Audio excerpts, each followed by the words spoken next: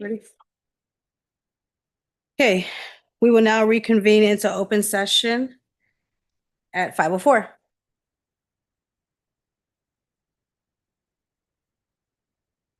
Okay, there's nothing to report on the closed session. And now we have the school highlight and pledge of allegiance. By Ofer.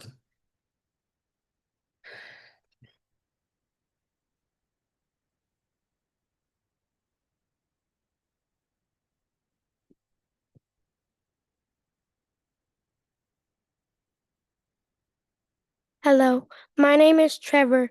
Thank you for inviting us to lead your meeting with the Pledge of Allegiance. When we say the Pledge of Allegiance, it's a way of saying I love my country and showing that we are all part of one big American team.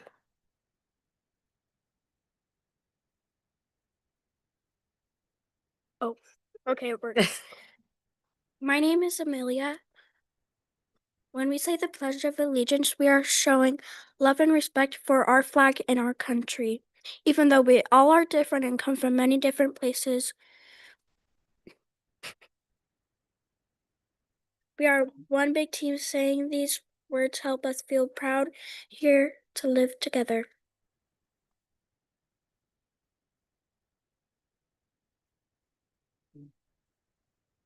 My name is Princeton. Every morning. Okay. My name is Princeton. Every morning at school, we stand up and say the Pledge of the Allegiance to show love for our country. We also do this at big meetings and fun places like baseball games to show respect for our American flag.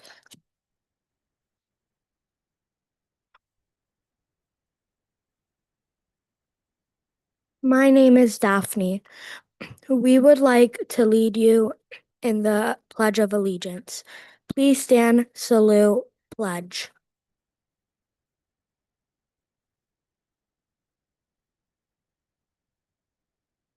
Pledge.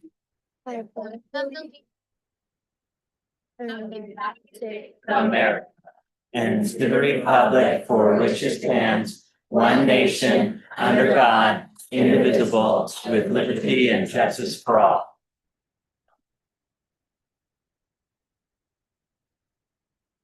Before we have you sit down, I have some certificates for you, and I know we have a sub tonight, so we'll get that individual their certificate as well. But if you guys could come up here real quick.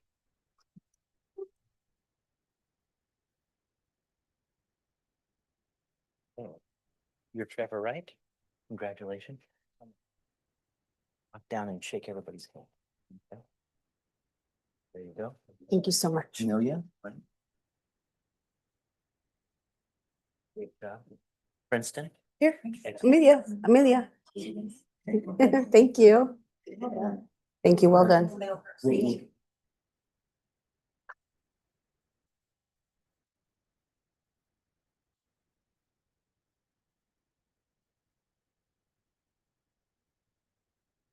Oh, we gotta get a picture. Yep.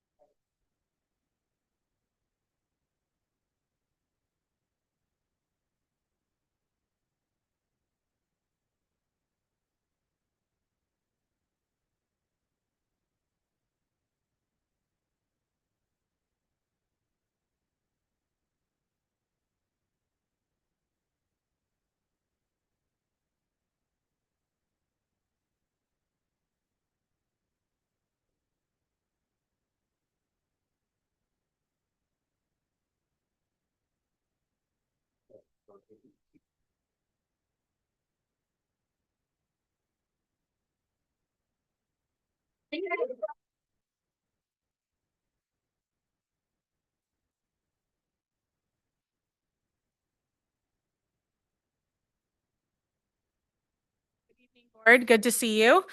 We just wanted to come up and share really quick a little bit about OFER. Tomorrow, our campus will come alive with our annual Multicultural Day. And we would love to extend the invitation and see if you'd like to join. This event is one that highlights our school's year because it celebrates the beautiful diversity that makes our community so special.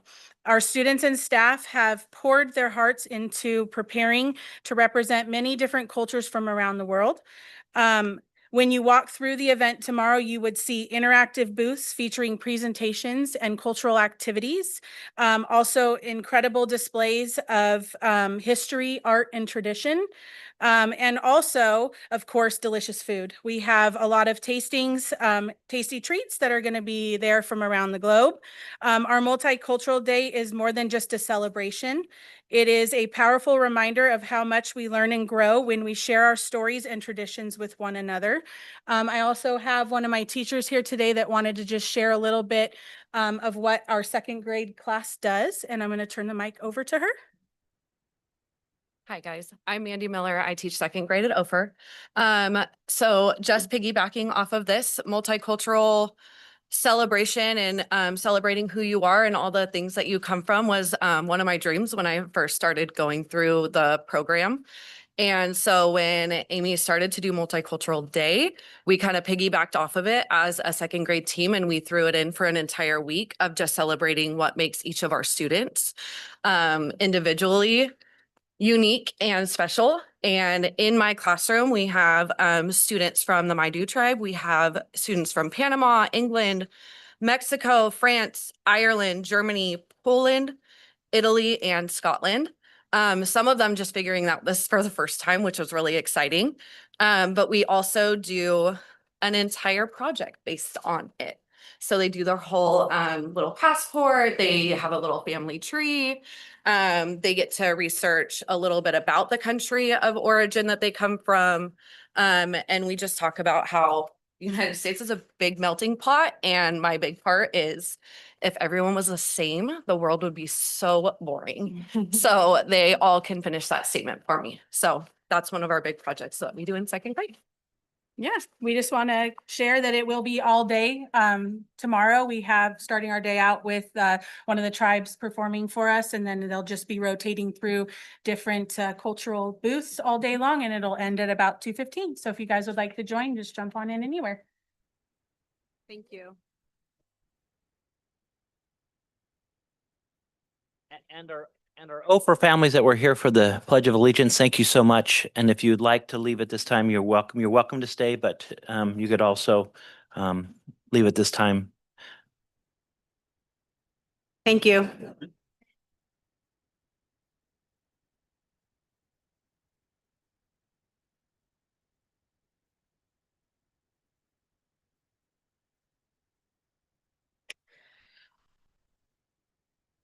Okay, we will now move on to the comment session.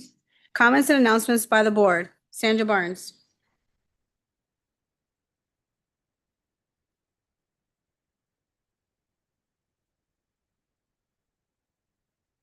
I don't remember what I did, so I had to write it down. I went to Wyandotte Academy's open house. That was lots of fun. We had the book fair was there, so I bought some books. On Monday, Vince and I had an interview with NBC, a representative from NBC News, talking about all of the important work that we're doing in order to make sure that our students are achieving academically. So that was fun. Beth Parmentier. Thank you. Mic on. Houses, and I There you go. sorry. I also was able to attend some open houses and then appreciated all the work from everyone to make those come off so nicely. Our issue person who does after school, summer school program. She was at all of them, by the way. So good job. Appreciate you doing that. And hopefully we get a good turnout for our summer school. Thank you. Daryl Thompson. Bill LaGrone. Hey, I would like to say, I attended the Oakdale Assemblies Award. I didn't know my grandson was getting an award, so that was a plus. I also attended the Students Scholar Awards at the State Theater. There was a great turnout, and I was honored to see there was such amazing students that received awards and that their hard work was recognized, of course.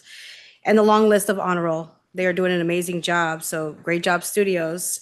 And I also want to thank the staff for all the work that was done behind the scenes. And the band did an amazing job being led by Miss Lena. This weekend, I attended the delegate assembly for the board. We focused on school board policy and advocacy. I also participated in discussions regarding the educational policy, as well as the school support initiatives.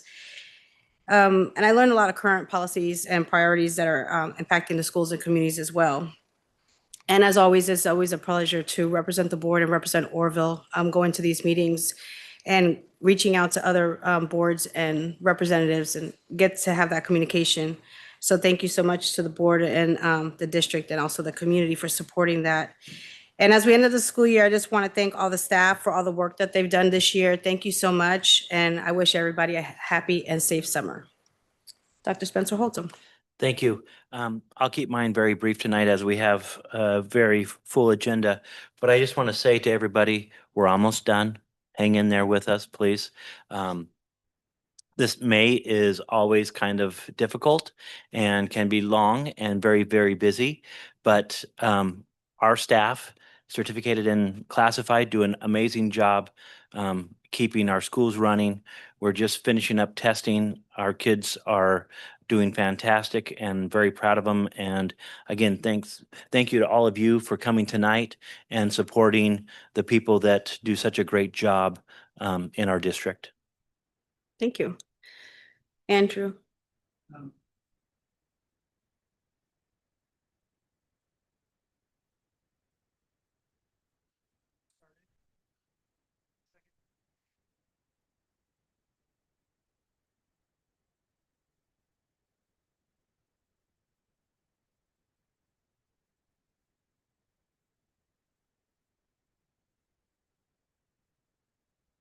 Thank you.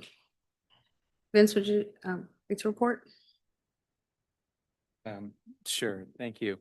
So I want to extend a thank you to Laura Fox in the room for arranging our visit to Cascade Union Elementary School. We are in the process of looking at a ESN a special needs program in our district. So a team went up to Cascade Union Elementary School to visit their CDS Community Day School program. And also Holly Gutierrez, who arranged it for Thermalito, so that we can also visit Thermalito's CDS school as we're attempting to go ahead and do a community day school program and our ESN level 2 program to come for the upcoming school year. Aside from that, I'd like to also thank Angie Marino for all the work that she's been doing with CCSPP. We have a 5-year grant regarding community schools program. And so she's been leading the work. And also want to thank BCOE, Butte County Office of Education, for also supporting our effort in that. And then third, of course, we have some staff of the year here, made also possible for our teacher of the year, classified staff of the year, the Rotarians. And so Orville Rotary Club, a major partner in our staff of the year / teacher of the year. And so if any Rotarians in the room, we did extend an invitation for them. If not, want to go on public to let them know and thank them. Thank you. And Holly. Evening.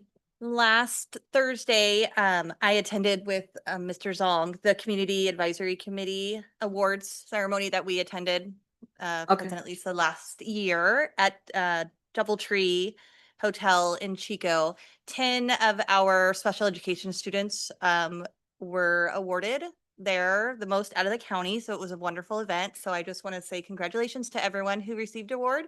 And thank you for the wonderful teachers who went and took pictures and really enjoyed our night. Thank you. We will have now comments by the public.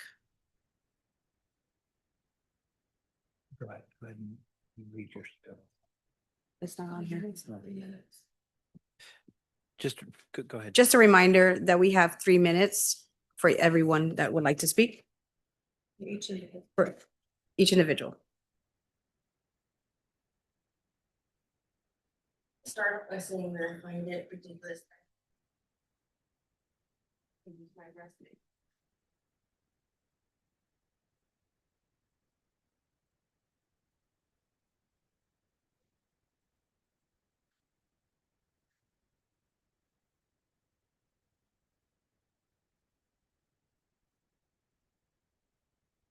With my daughter over at Wyandotte Academy, lack of medical attention. My daughter was doing her state testing. She struggles with asthma, among other things. She has special needs. And her inhaler wasn't working, so they called dad to come and pick her up. They have a standby inhaler in the office, which I purposely leave there until the end of the school year for such emergencies. She was not given her inhaler during that time. They said that they looked in the office and it wasn't there, which it was. My daughter had to be transported out by 911 in the ambulance, receive medical attention at the hospital. According to Dr. Spencer Holtum, she fell asleep for 3 minutes. If somebody's struggling to breathe, they should be under constant supervision and spoke to until they're either in the care of a parent or in the care of a medical professional, which you are not. This isn't the first time that you've swept things under the rug pertaining to my child. You are a mandated reporter by law. You are required to report things, which you did not. We have proof of that as well. You are leaving the city open to being held liable for taxpayer dollars and all of that stuff if it goes to a court case regarding your negligence and your lack of action. I asked you a simple question pertaining to, is your staff trained by basic life support and first aid? Your response is, I don't know. Your secretary had to answer that question for you in our meeting, which I find highly ridiculous as well.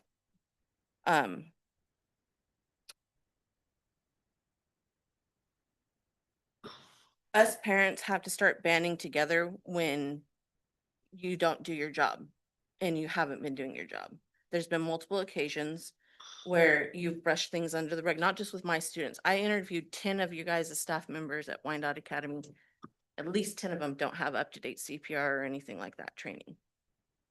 And they're in contact. If a child is to fall, God forbid, cardiac arrest, something like that, they don't have 30 to train seconds. them up or anything like that.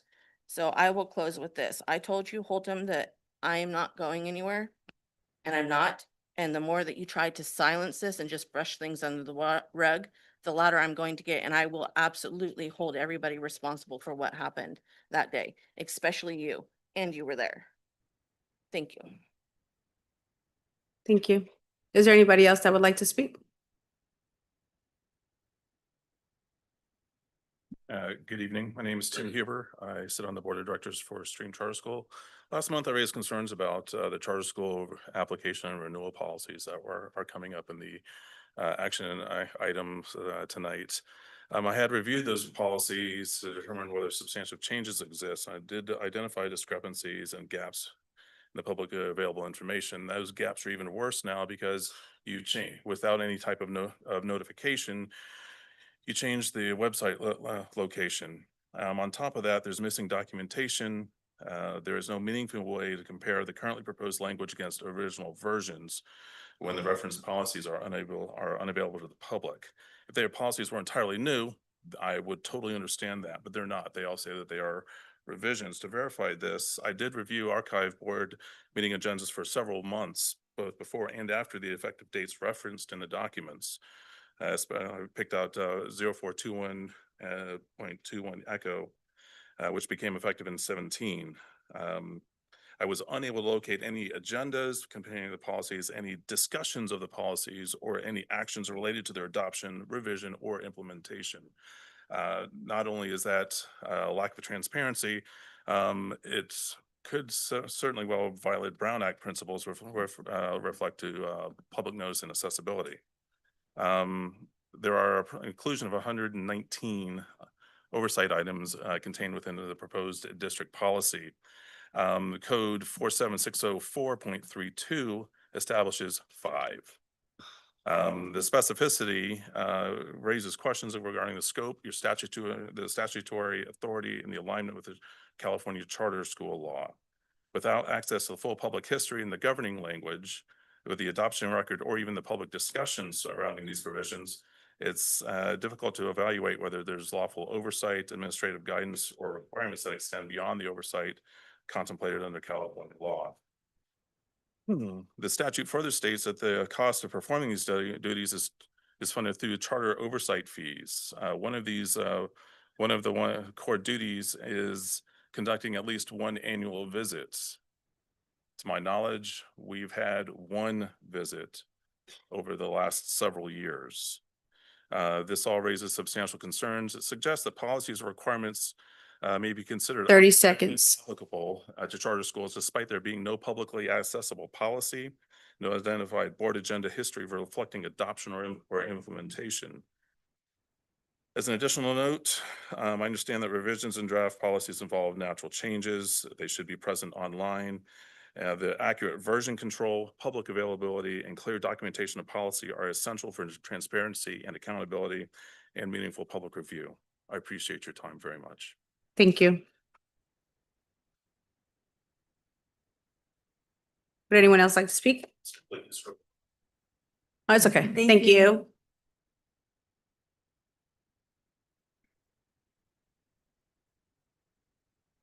Hello, my name's Richard Wright. I'm been employee for Stream for the last couple of years here.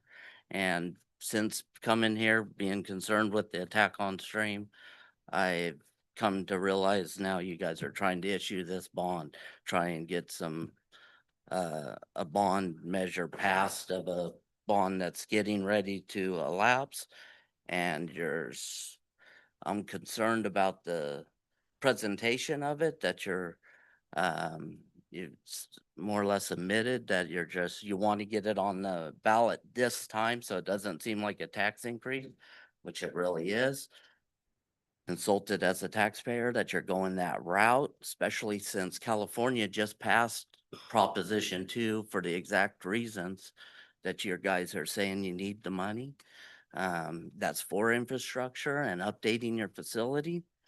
I kind of expected you guys to vote on spending the taxpayer resources just to investigate, to go into this, but I didn't see a vote with that last time.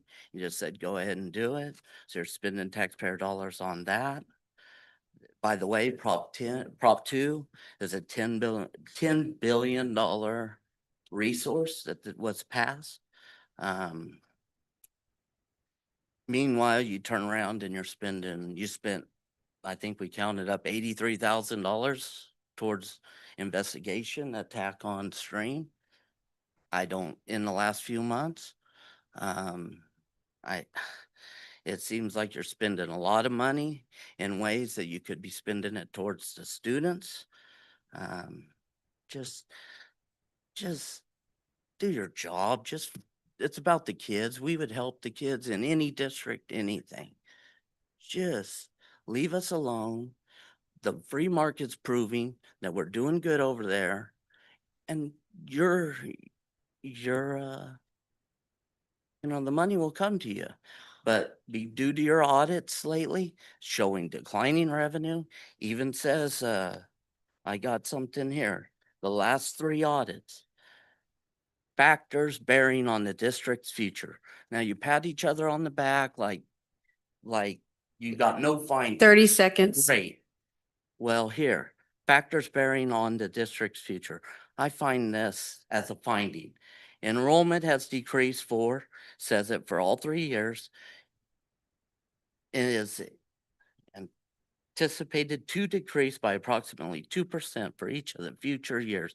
Current ADA will be utilized to calculate funding under the LCFF calculation. Also, district is expecting to lose more students to the expanding charter. Time.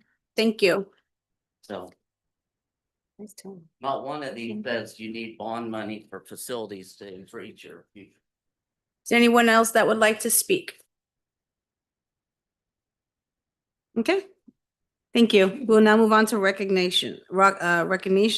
And so we have retiree recognitions. Thank you, President Torres. So it is my pleasure tonight to do the next two sections. And we are going to be recognizing our retirees first, who we have a number of classified and certificated staff that are retiring.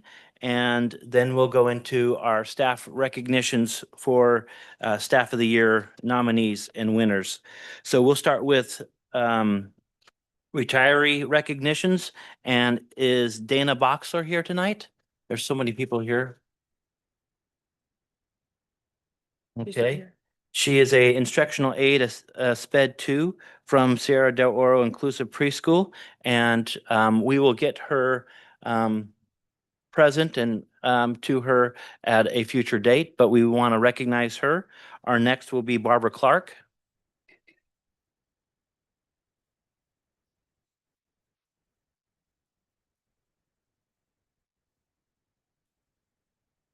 And where's your principal? Here she comes. Come on up. Barbara, come on up and grab your gift. And I'm gonna hand you, stay right there. That's a certificate.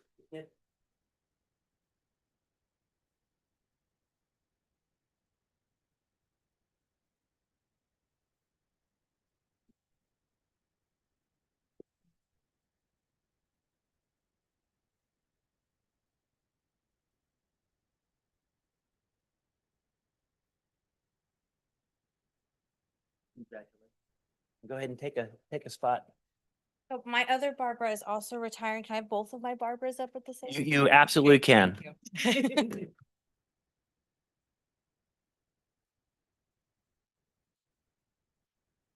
Barbara Bond.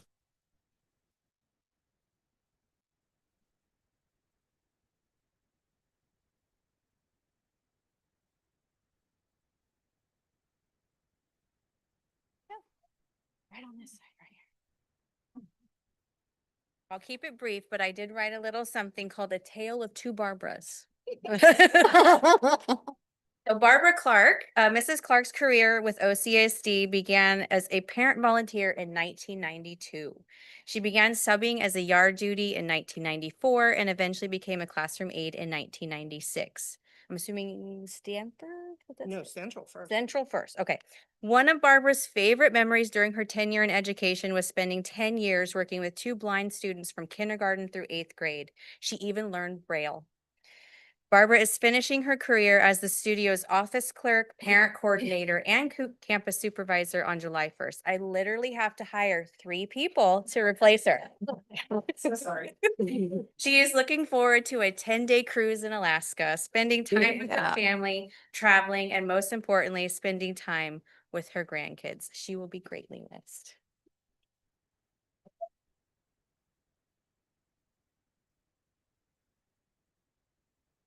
Bond's career with OCSD began in 1999. She worked as a classroom aide in a 2nd and 3rd grade classroom at Stanford. She eventually began working as a campus supervisor at the studios at Central, a position that she retired from earlier this year. Barbara's fond memories include taking trips to Chico State with Kathy Francis's class and watching students perform. Barbara would love to share this recognition with her husband, Joe Vaughn, who passed away at the beginning of this school year. Joe was a caring husband, a well-loved custodian at Stanford. Barbara and Joe dedicated their time to always helping children. Barbara is looking forward to spending time with her grandchildren. The studio staff wish our Barbaras nothing but health, happiness, and ease in their retirement. Sorry, I didn't expect that. These ladies have had my back, so I really appreciate them. May the next chapter be full of wonderful memories and lots of fun.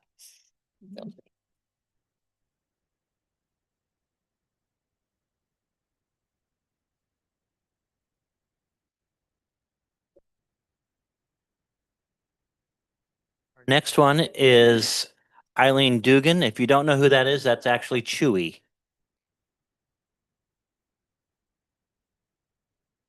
State reporting coordinator.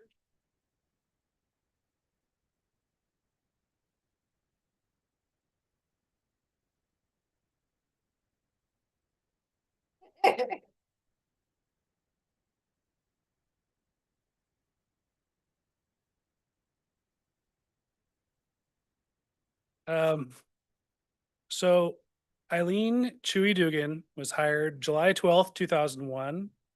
That's what the computer said. But it didn't say what your first job was. What was your first job with Orville? I was the subcolor. Oh, subcolor. All right.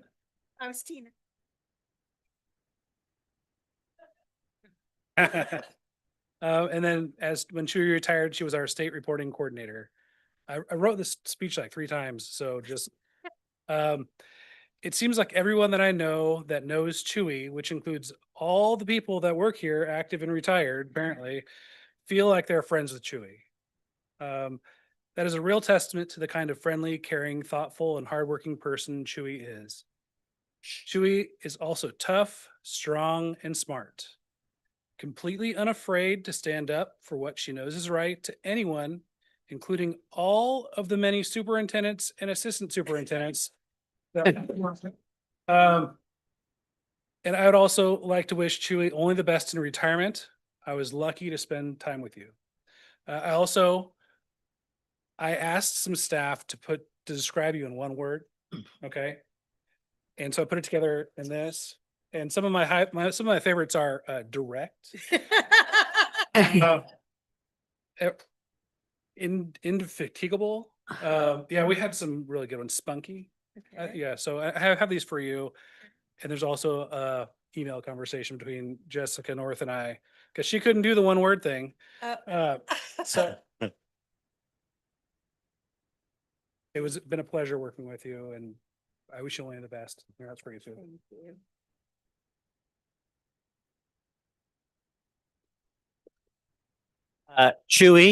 Chewy, Andrew doesn't hug anybody, so congratulations.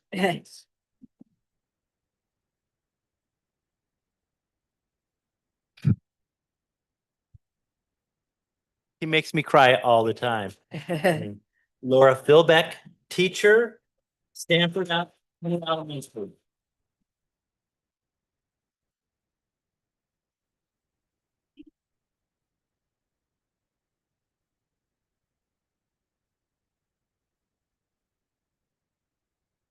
Check, check. This is on, right? Check, check. Check, check. All right. Ready? I'm going to say nice things about you. Tonight, I have the honor of recognizing her for years of service to our district, Laura Philbeck. Laura and I really have one of those full circle stories. When I was teaching 6th grade at Stanford, Laura was student teaching for Muna Calarco, which was she Calarco or Dara? Dara. Okay, because I think I was Smith. Yeah. So that really leads me to an important question tonight. How exactly is she retiring? That's the math ain't math in there. Later, Laura worked for Stanford, but I ended up going to Oakdale for a few years to be their reading teacher. When I came back to Stanford, she was already over at the middle schools at Ishii, I believe, right? You were only at Ishii. So I really didn't get to know her. I mean, I'd see her at the district breakfasts and stuff, and we were always friendly, but I really didn't get to know her well until what I consider a Christmas miracle. She transferred mid-year back to Stanford to take over a very difficult class. She walked into that classroom with calm, consistency, compassion, high expectations from day one. Those students needed someone who could love them hard while still holding them accountable. And Laura did exactly that. She built meaningful relationships with families and created stability for her students. Then 2 years ago, Laura walked into my office and said, "What if I try 1st grade?" Now, I've taught both upper and lower grades, and I know how much that experience can shape you as an educator and broaden your understanding of students as learners. So I said, let's go for it. And Laura did not tiptoe into 1st grade. She jumped in completely full send. She attended new teacher trainings alongside new teachers, embraced every challenge, and approached learning with humility. This year, on her retirement year, mind you, she even piloted new math programs. I mean, who does that on their way out the door? She's the definition of a team player, a lifelong learner, and someone who works hard right up until the very last minute. That is incredibly commendable, and honestly, it says everything about the kind of person you are. Congratulations on your retirement, although apparently I need to go home and rethink my timeline. Yeah.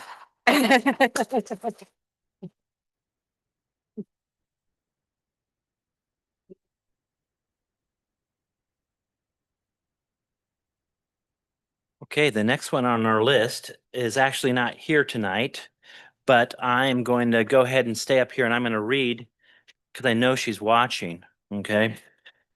And this is Lori Gaines, retiring principal from Ishii Hills Middle School. Let's give her a big round of applause.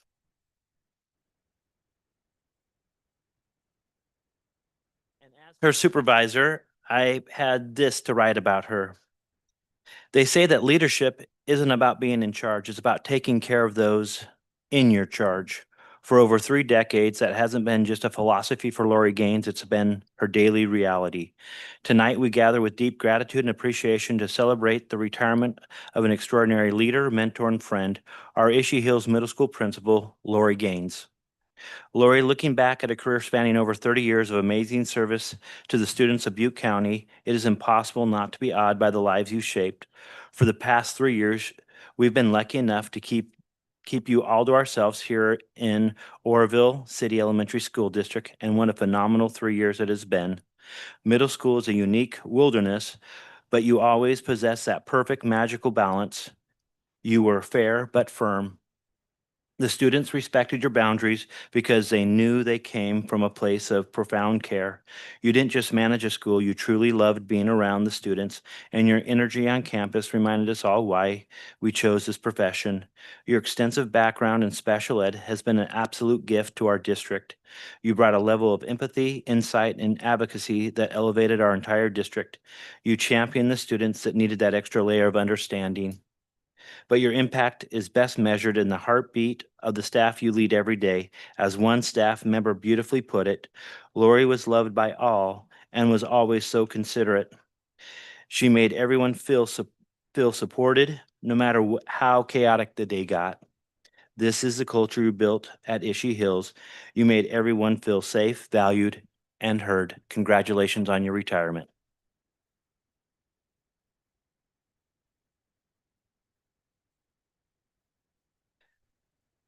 Our next one, Joseph Hernandez, teacher at SDO.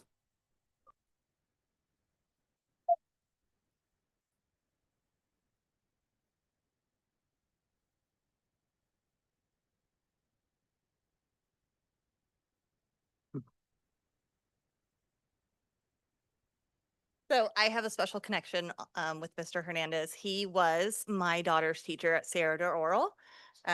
My daughter started her career as a nonverbal student and now sits in general ed at Wyandotte Academy. So he has really made an impact on my family.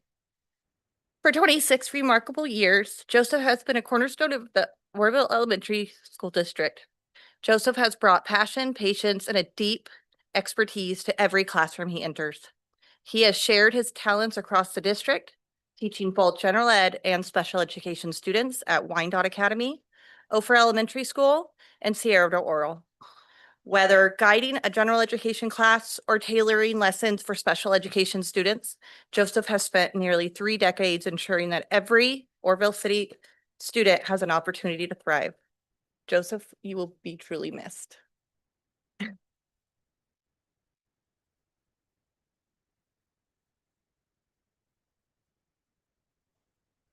Next, we have Dr. Thomas Shao. Come on up.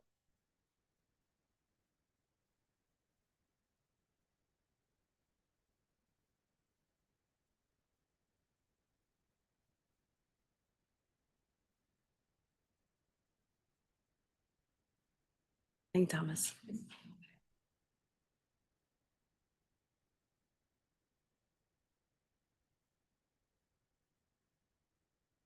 Good evening. While tonight is about celebrating incredible journeys, it is also about honoring the leaders who step up to guide our schools with heart and expertise.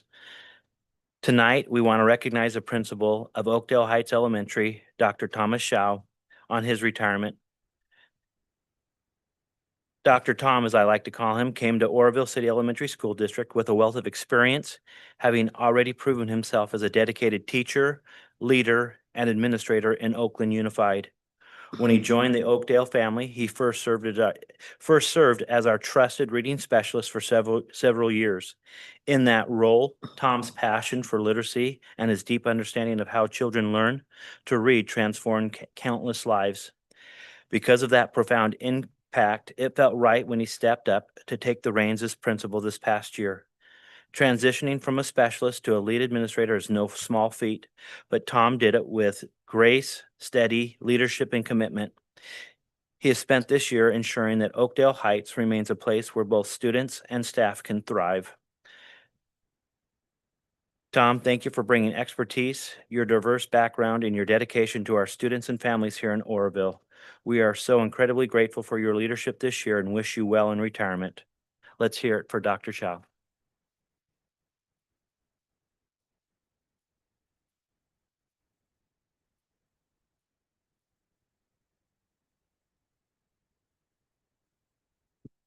Thank you, Dr. Chow. Wish you well. Good luck.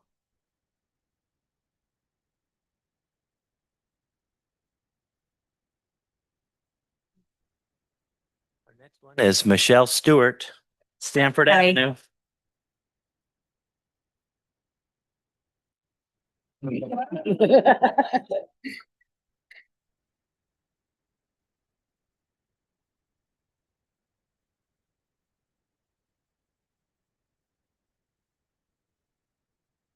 All right, you can't look at me because we'll cry. All right.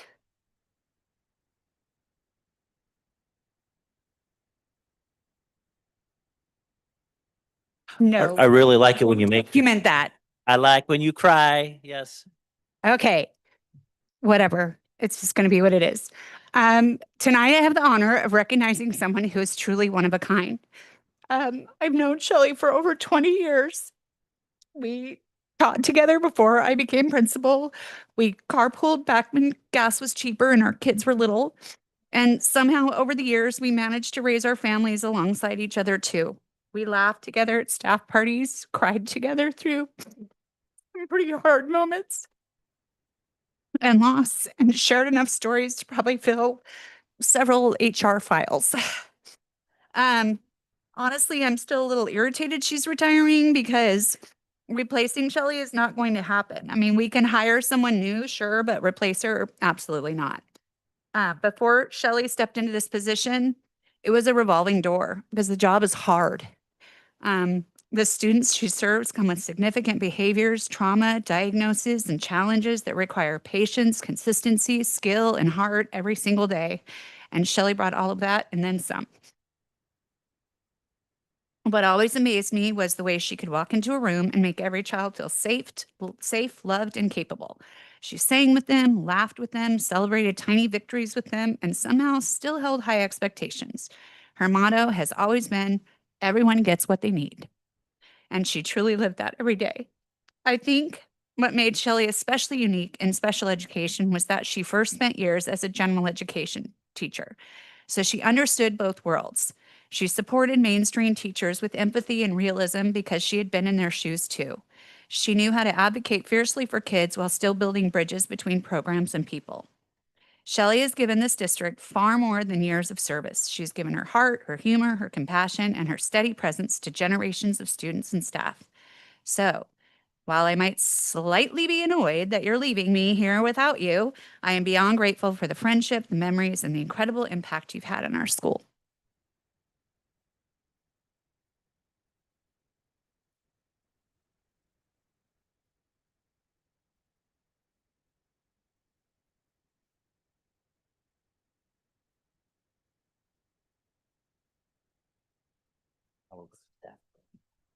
Now we're going to go on to staff recognitions.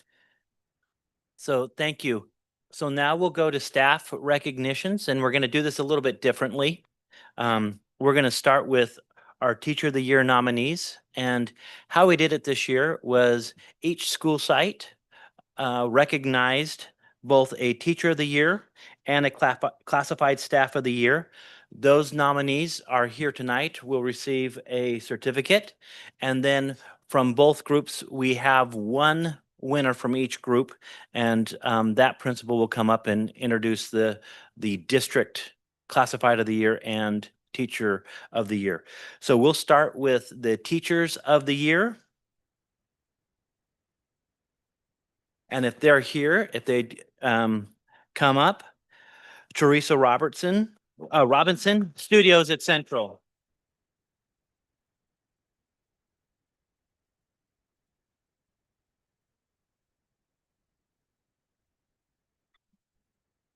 Thank you.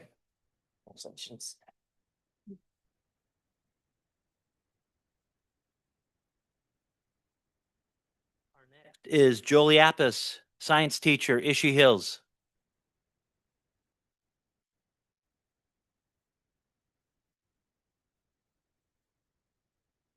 Sherry Basharini, Oakdale Heights.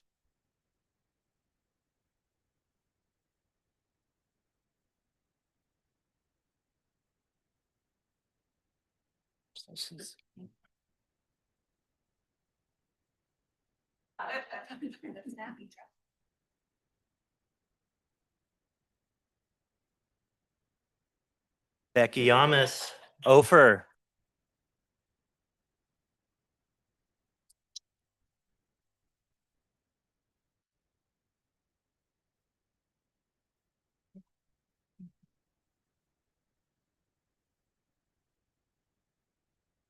Shelley Stewart, Stanford.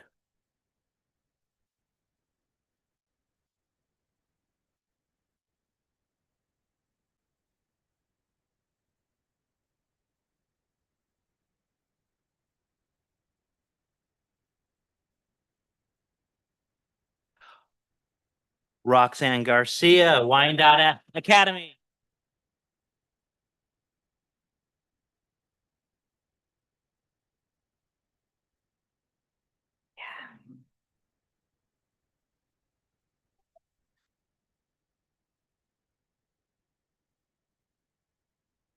And last but not least, and I did try to get this teacher to do one more year for me, Joseph Hernandez.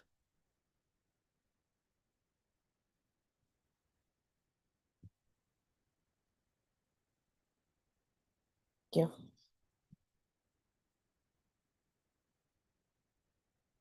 And at the end, I'll announce the winners for the district. Next, we'll move on to classified staff of the year nominees. Patricia Morton, Studios at Central.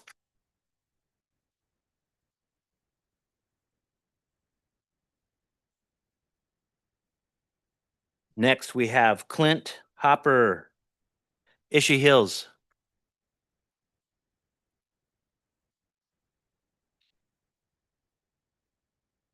Gwen Jenkins. I haven't seen Gwen either. Let's give her a big round of applause. I saw this person, Jenna Matt King, Ophir.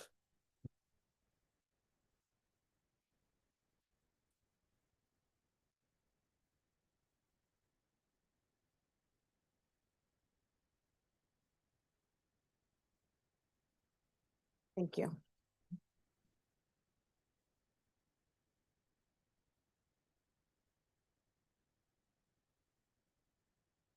True Lee, Stanford Avenue.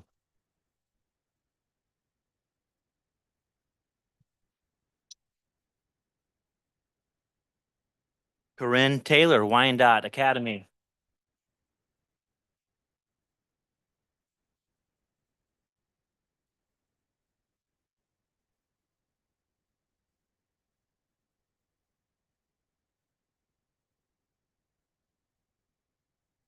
Thank you, Corinne.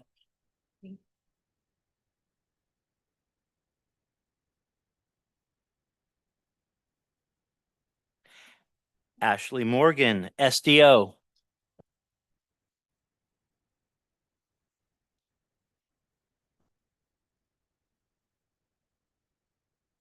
Thank you so much.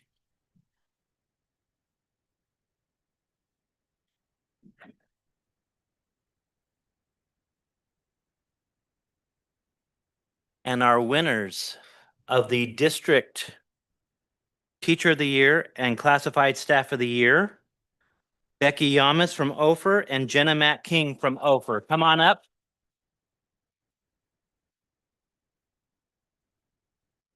And if those two could come up and be with Amy.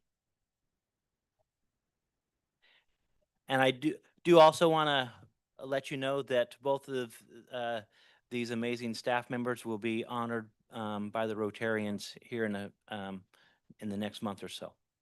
All right. Well, hello. I'm super excited to be here. I'm so incredibly honored to stand here today and celebrate someone who truly defines what it means to be an educator. We already know how lucky we are to have her at our school, but the secret is out now that she is officially not just our site teacher of the year, but our district district teacher of the year. Mrs. Yamas doesn't just teach, she pours her heart into our entire community. If there is a program making our school a better place, you can bet she is a driving force behind it. Behind the scenes, she is working hard on our PBIS team and our SST team, making sure every single student feels supported, seen, and set up for success. For our staff, she steps up as a dedicated mentor teacher, graciously sharing her wisdom, guidance, and support to help lift up the next generation of educators. After the school bell rings, she doesn't just pack up and go home. You can find her out on the courts coaching volleyball and soccer or inspiring confidence and strength with our girls on the run team. She is the ultimate teammate for our staff, the ultimate champion for our students, and the absolute heartbeat of our school. Miss Yamas, thank you for always going above and beyond these past 22 years. Thank you for showing up for us in a million different ways every single day. We are so proud of you.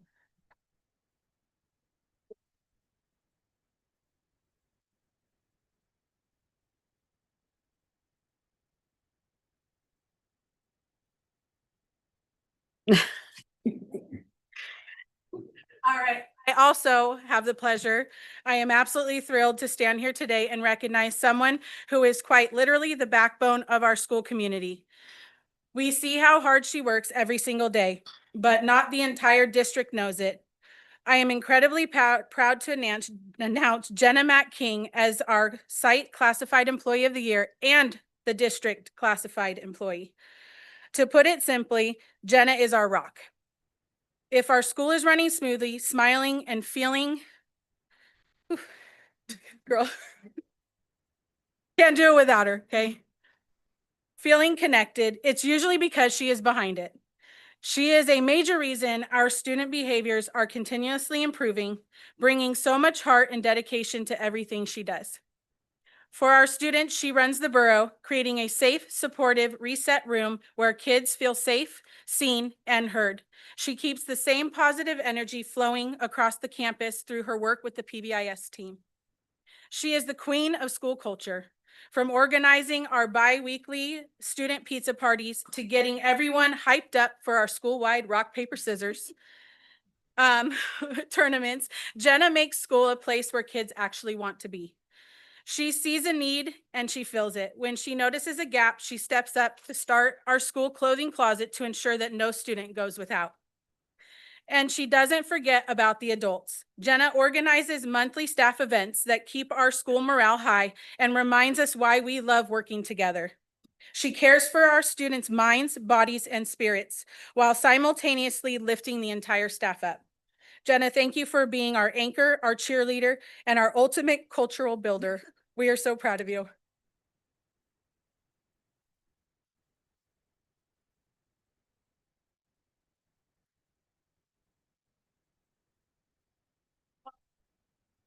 Sure. Yes.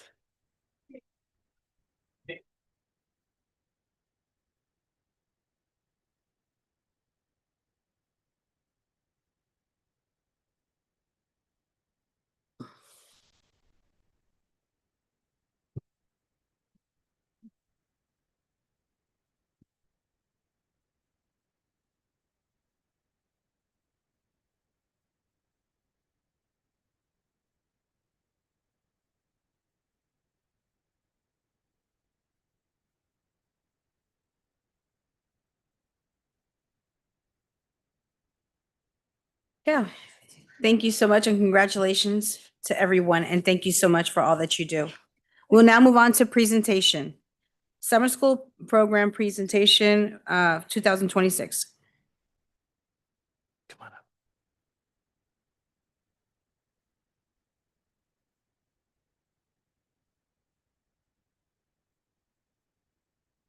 We'd like to thank everybody who is leaving for supporting our staff tonight. Thank you so much and have a good Thank you. evening. A great summer.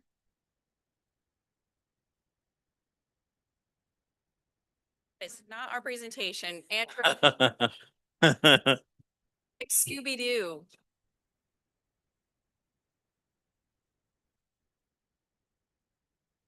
Character?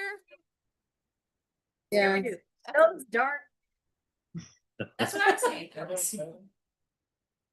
Meddling kids. All right, good to go? All right, we're on?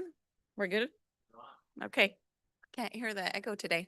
Thanks for having us. So obviously, Lauren Albert, I'm Isabella. I'm the area coordinator for the Orville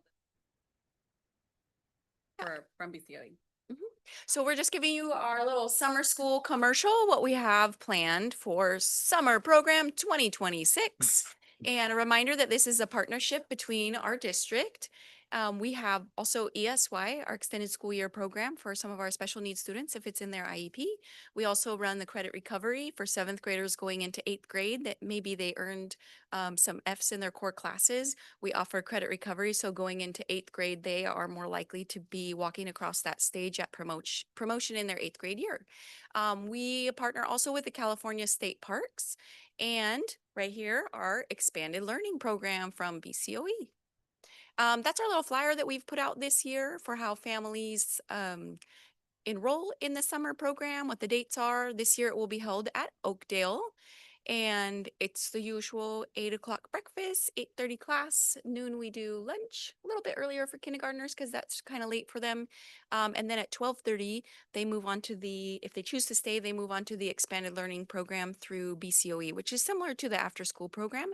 And she's going to talk about that. Our program is open to kindergartners through 6th graders for the main part. And that is kindergartners that have gone to one of our TK programs. So they need to be in-district students to participate. And obviously also take the 7th graders if they're moving into 8th grade for credit recovery. And then in the after-school portion, they can also take older students, the 6th, 7th, and 8th graders, because they have some additional funding they use in a different way to allow them to come in the afternoons. Our theme this year, one of my favorite parts is how do we make it more fun and focused? And we're doing exploring animals in their ecosystems around the world. Last year, we kind of had an underwater thing. So we're just going to go around the world this time.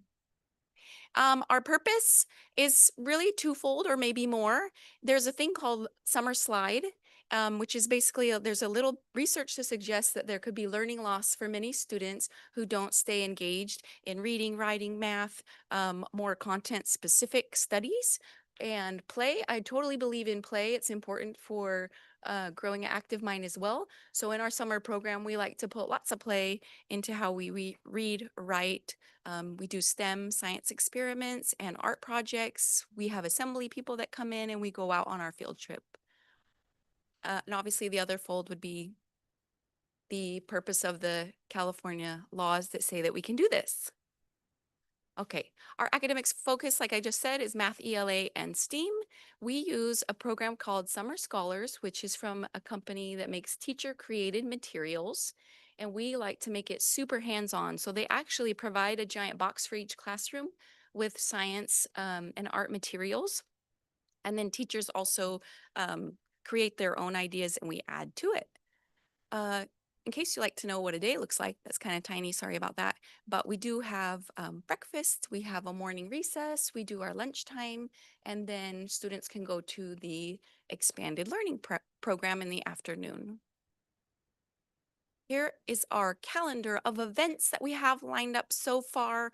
An important day would be that the first day is on a Tuesday this year, and that's just impacted by the way the 4th of July ended on a Saturday. So we're starting on a Tuesday because the program runs, the way the grant runs is it's 15 days in June and 15 days in July. We do not have school on June 19th, and we will not have school on July 3rd, and we will end on a Wednesday, July 22nd to get our number of days in. And we already have set up days that the California State Parks folks are coming to visit with us on the Oakdale campus. We have our day out at the Forebay already scheduled for July 17th. We have the Earth Dome, which is super awesome. We did this once before where a company brings in like a giant bubble that they wouldn't be able to bring into this room because it's has too short of a ceiling. And the kiddos go inside this giant balloon. And this time their focus is on animals. So it fits our theme. And it's just kind of, it's almost like a movie theater type experience in a giant bubble at your school site. So they bring the experience to you. And then the other one, I think I have a TBA right up there. So June 11th is a tentative date for a wild animals group to come in and bring animals for us to see in person. And still in the works is how we can celebrate the 250th anniversary of our independence. And we're talking about maybe a time capsule, but I just need to work out all the details of that. And if we're allowed to dig up a spot in the front of the district office, that could be opened in many, many years. Andrew is working on that. Thank you, Andrew. I was going to work with Carlos, but He acts surprised, but he already Okay, good. knows about it. okay, well, I'll be calling you. So that's the calendar. One of our favorites is what we call Carnival Day, Water Day. We just have a blast. And we get outside and we play and we have lots of snacks. We do it in a rotation style because we get over 100 students. It was near 150 last year. And so it's very well organized. You're always welcome to come any day of summer school, but it's especially fun on these days when you can just hear a lot of giggling and playing and happy kids and happy staff. This is just some pictures from the past when the state parks have come out, and they have activities and they talk about animals and ecosystems and how do we help our local habitat. And they do a little bit of prep work about what students will learn and see when they go out to the Forebay for the water activity day. But they like to make it hands-on, and we do it in small groups. So only about 2 classes come and visit with them, and we rotate who's listening. Okay, gonna give it to Isabel. All right. Do you want to push the button? So just a little bit about us, in collaboration with OCSD, we do provide summer program, from 12:15 to 5 o'clock, to comply with the 9-hour program. Our program focuses on K through 8th grade students in achieving academic success through expanded learning opportunities. So such as, academic assistance, enrichment, and recreational activities that supports every student in a safe and supportive environment. And then in that time zone, we also provide a healthy supper meal. And we do sign in the students in at dismissal from the final bell, and we do run our program until 5 p.m. We also do have a little flyer of our own, just due to the fact that Laura mentioned, we do offer it to older students. So it just kind of varies, but we also have that there. Same information kind of applies. All school sites are on there. On this flight itself is a little bit of my information, but I do have this flyer out at all sites, just with the site coordinator, the manager of each individual. But in all, overall, I would be the main contact if they had any questions. And then a little bit of our bell schedule on there. We do the sign-ins by school. We do a little bit of brain break. We incorporate a little bit of math and moves in there. We do academic support. Our biggest one is read to self, which is literacy. We do like to encourage the students to read a little bit to themselves. If not, then we do a little bit of buddy reading. And then we also have students also choose to read to a teacher in that sense during that time frame. And then we have a little bit of supper meals. Then we have our group recreation, and we have 2 hours worth of enrichment activities. And then we end our day with math games and then parent pickup. On the next slide. These are the examples of our enrichment activities that we do provide. We have Spirit Bolt, Mango Math, Lego Education, Yoga, 4-H Cooking, and Living Labs. So these are just a little bit of those. For physical education, we have Spark PE, scholastics. Students love CTAG. And then again, the biggest one that we kind of like to concentrate on is read to self and arts, which is elements of arts, which are very popular. Students will definitely say, let's do art.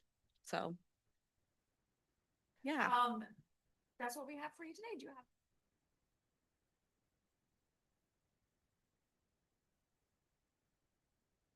Thank you very much. Thank you so much. Members of the board, we feel it's really important that we offer a full day program for a lot of our families that work during the summer. And so I'd like to thank Lauren for the great job she's done, not only this year, but in past years, organizing and getting summer school prepared. And we appreciate Isabel and our partnership with BCOE with our after school programs, not just during the school year, but as we move into summer. So thank you very much. Thank you. We will now move on to discussion. School bond measure update. Consultants surround. There will be.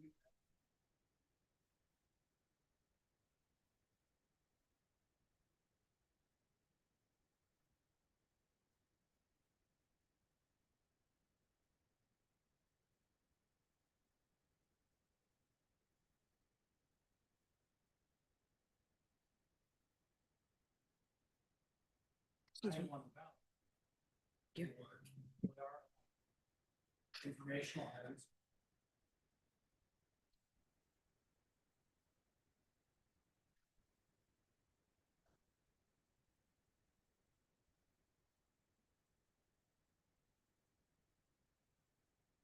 Thank you.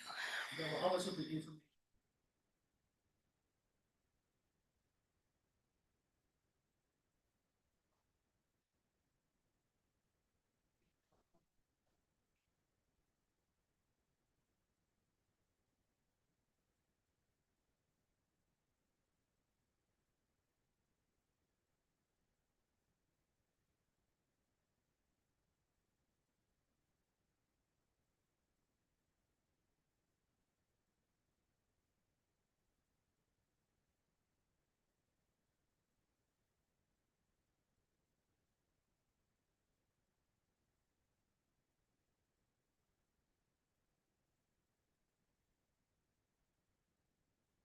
I don't have anything else to share other than the fact that it's important to understand that when we go out to bond, when it comes to information, the board can use district funds to give out just the factual information regarding a bond.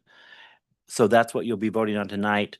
When it comes to campaigning and other pieces of the bond, that is where we kind of, we can't spend district money on it, and nor can we spend district time on the campaigning. Now, I, as a superintendent, have to kind of take a back seat, except on my off hours or my off time, I can work on behalf of the bond.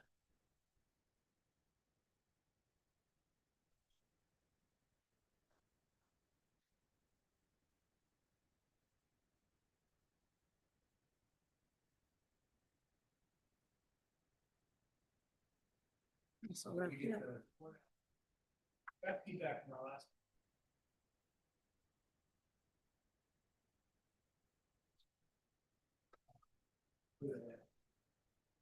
So, Mr. James, just for clarity, make sure that I thoroughly understand this, and so does everybody else. It's half the story to say that you can get the money from SB2.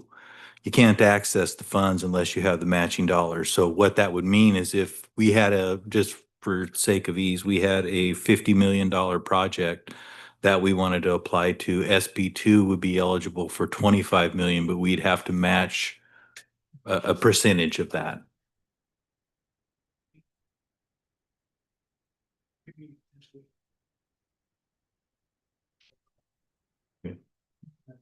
So just for clarity, there's no magic pot of money sitting at the state that we're just not going and trying to ask for. All right, thank you. And there are actually.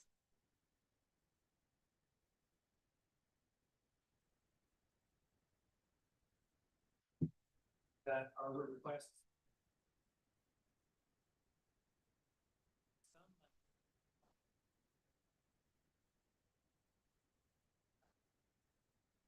To build,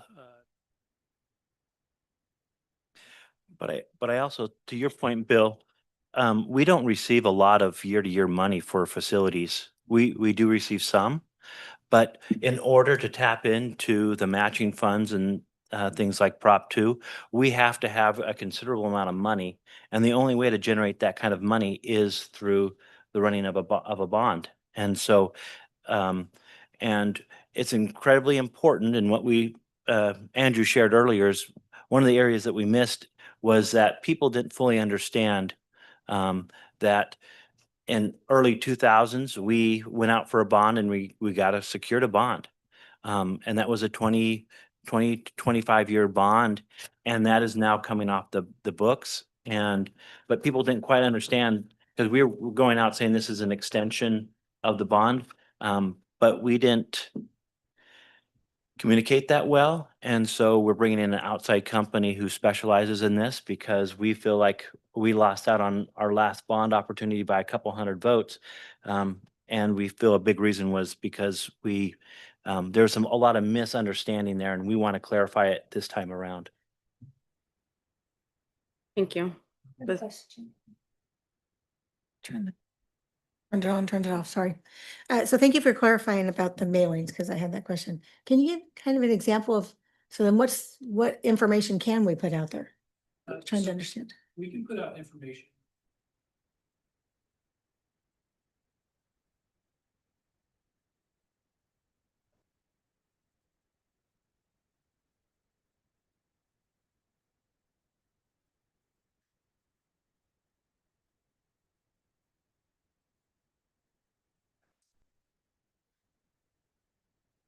So we can't say.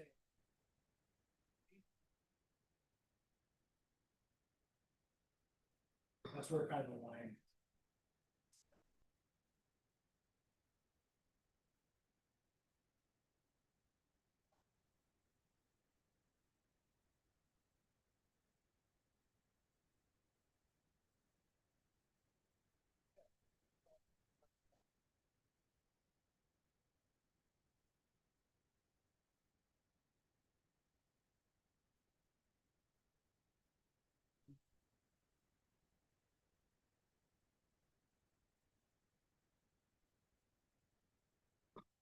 And it's kind of.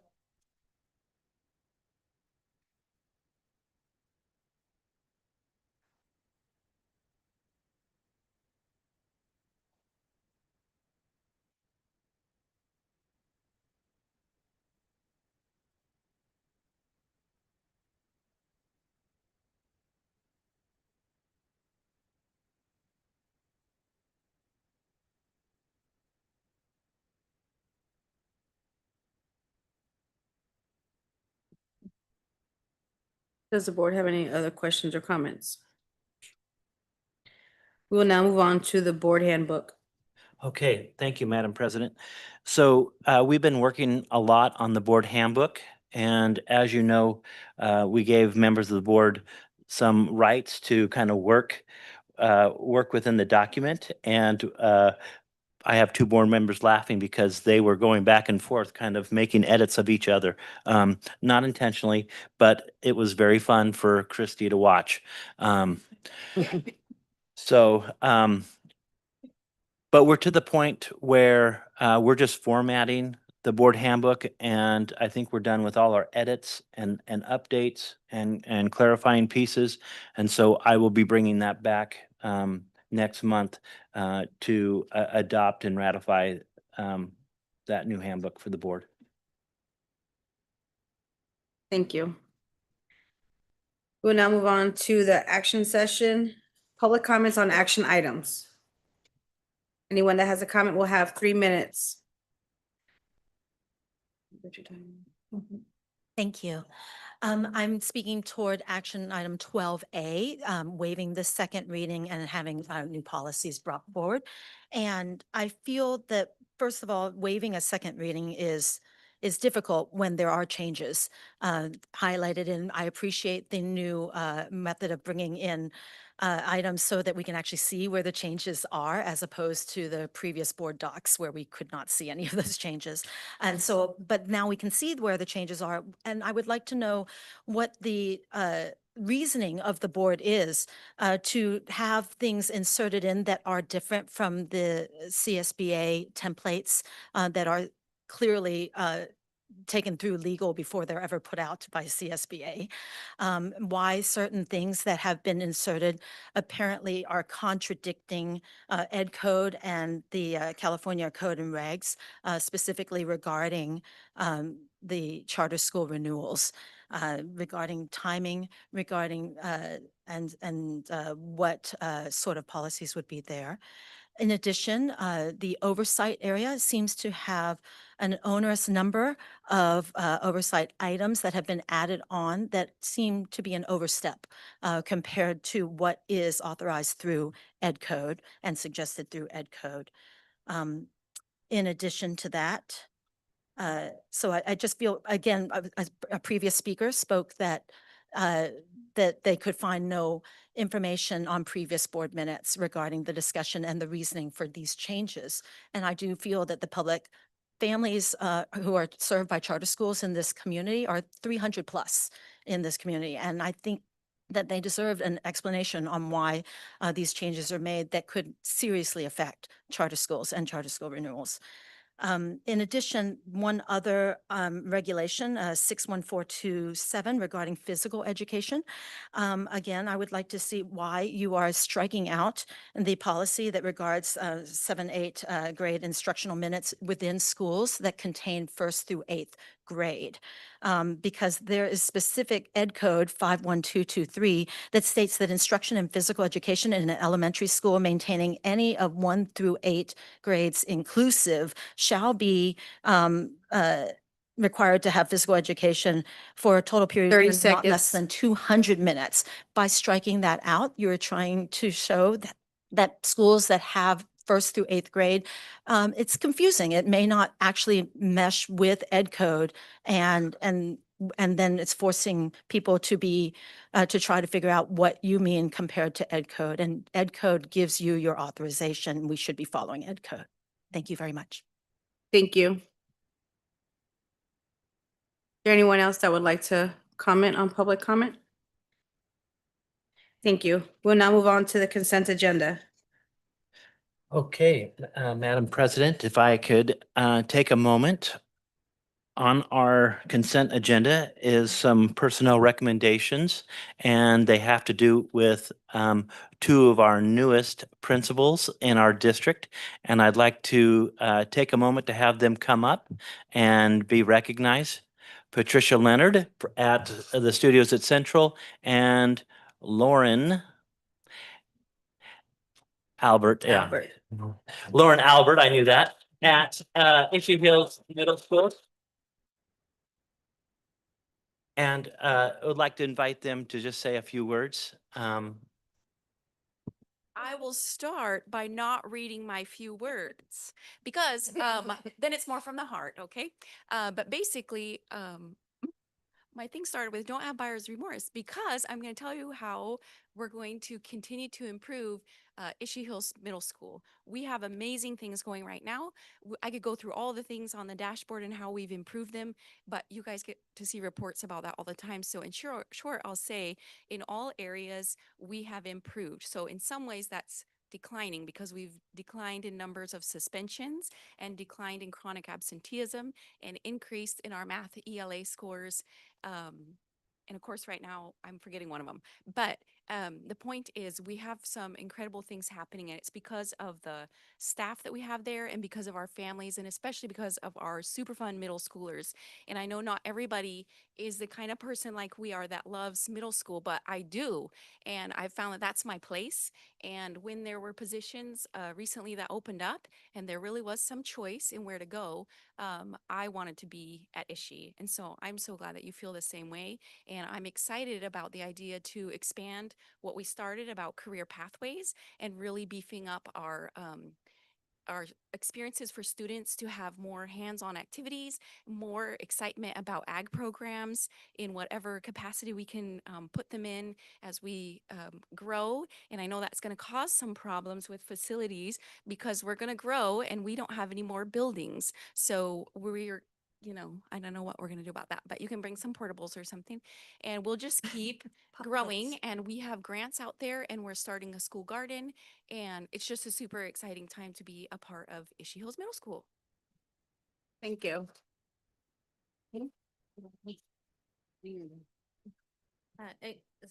Seconding what Lauren said, thank you for the faith in us to lead our middle schools forward.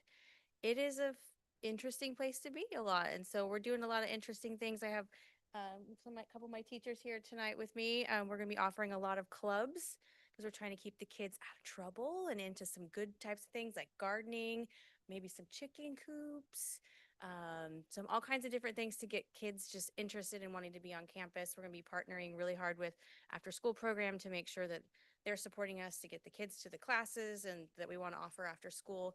We're going to be further developing our VAPA program. Our young lady that performed I think it was last month, is going to be performing at our promotion where she'll be singing the national anthem. So just highlighting talent where we have it. And again, just thank you for the confidence in us and come on by anytime. Thank you. Well, and thank you very much. And I just want to let the board know that we're in the final stages of finalizing some programs that we're bringing to our middle school that will be part of our after-school clubs and programs. At Ishii Hills Middle School, I'm working with Mayor Pittman, who's a retired Orville fire chief, and we're bringing the Junior Fire Academy to Ishii Hills Middle School, which will be a club. And then Andrew and I are working with, what's that group called? It's the rural health.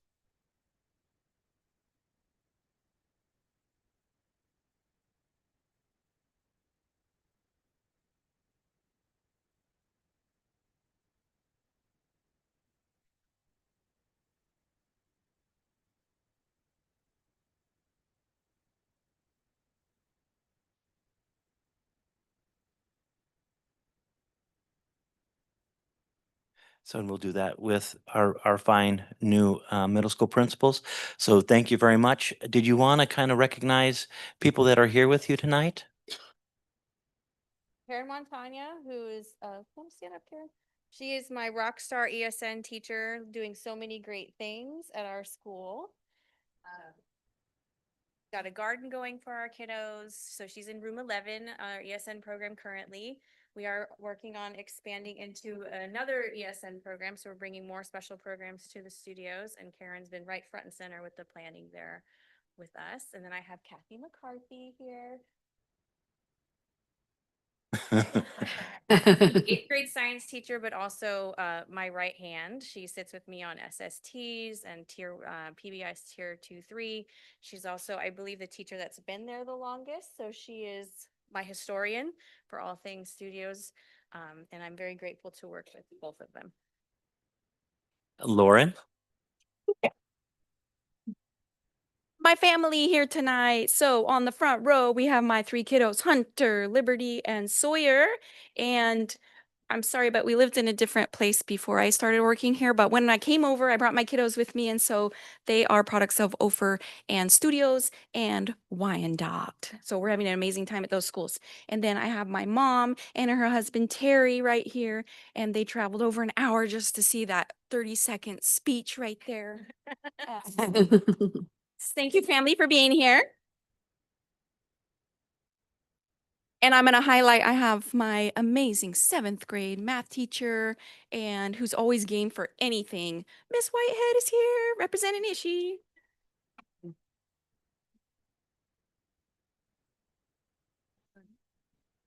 I feel super supported by a lot of people in this room, so I could probably name everybody, but those are the special I wanted. People like that have some real significance, like your mother, Principal team, we have a really great. Yes.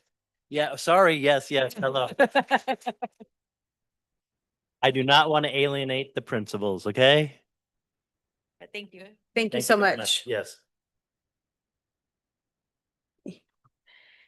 Can I get a motion to approve the consent agenda if there's no questions? I'll make a motion to approve. Second, Second. all those in favor? Aye. Any noes? Anything? Pass with 5 yes votes. We'll now move on to new business. Waive second reading and adopt policy update packet. I don't have the information. So at this time, is there any questions regarding the second reading and adopting the policies that we've been bringing back over the past couple months? I do want to recognize that Stream, I think Dr. Huber last month brought our board, a number of questions. We asked Dr. Huber to send those questions to us specifically so that we could investigate and look at those. We did have those vetted out by our charter attorney, and any changes, if we had any in that section, was done and so with council. And so I just want to let the board know that we are, my recommendation is to move forward. Dr. Holtum, is there any, are we under any timeline on this? Is time of the essence or? So we don't have any timeline. These are new board policies. We're updating. As you can remember, we're going to a new system. And in that process of going to the new system, we have updated a lot of policies. Some that we've already updated. We updated a number of policies when we went through the DOJ process. And so we've really worked really hard over the past several years to update our policies. But most recently, we spent 3 days and numerous people going through all our policies, examining how they connect and reflect based on the California School Board policy recommendations. And some of our policies we have vetted through our various attorneys that have specialty. And so do we have to approve this tonight? No. But we've been kind of working through the process. And when questions have come up, we have reached out to experts to advise us and advise the board. And, I sent, those advisements to you, and we made changes as necessary. I will ask Lily, to send me that. She was talking a little too fast for me to write down, the PE section, but I will, ask that you email those to me because I can look at that and, see if there is any contradiction or because what you should know is there are not just hundreds of policies, there are thousands of policies out there. We are updating them constantly. And what we also need to know is that the law is changing constantly. And so we're trying to keep pace with the law to being compliant. But as far as, hey, do we need to be up to date on any of our policies? The answer is no, because we've already updated most of our policies. Where we get into trouble is when we have policies that are outdated and we're violating those. That's not the case. We're just in the process of trying to say, yeah, as this board, we are trying to be as current as possible to maintain compliance. Because I understand the concern that was expressed about things being removed and saying this is the new policy and we've addressed that and there's no strikeout. I mean, I would much prefer to see these come back with the strikeout so you can see what actually was there and what is now still exists. I mean, because that becomes an issue as far as, and I understand the concern about transparency and all of that, and it is confusing. I mean, when you start changing large documents and, you take out a sentence, I can't remember if this is version 1, 2, 5, or 7. Well, and thank you. Go ahead and address that. And some of them do have, I saw the strikeouts. Also, you can go on, not wait a second meeting. That's important.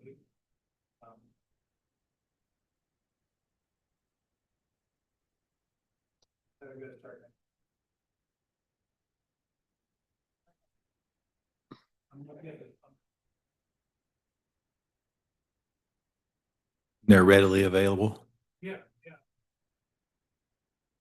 Now, where the confusion may be is that when we are going through this process, it was a little more difficult because we were in process. But I think we're through that phase of the transition. And just for clarity, I just want to make sure that I understand this. When we say, and I believe I do understand this and know what this means, waive second reading, all we're saying is that we do not want the clerk of the board to read the entire policies out loud into the record. So we're not skipping any process or anything other than just having it orally read out loud at the meeting. Thank you. So can I get a motion to waive the second reading and adopt policies update packet?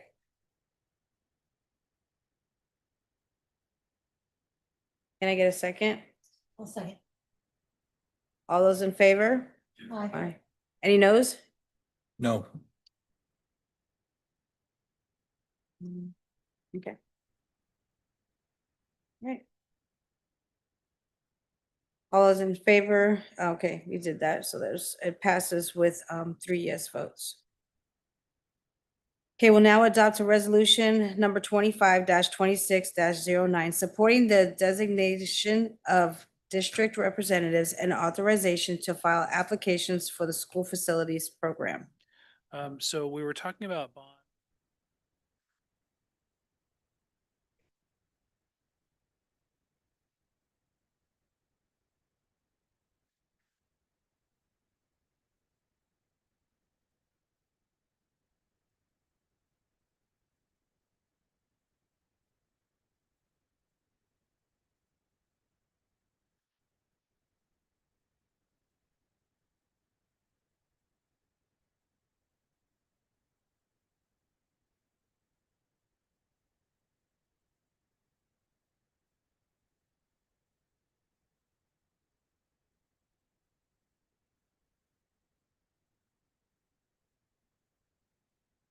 These are all things important.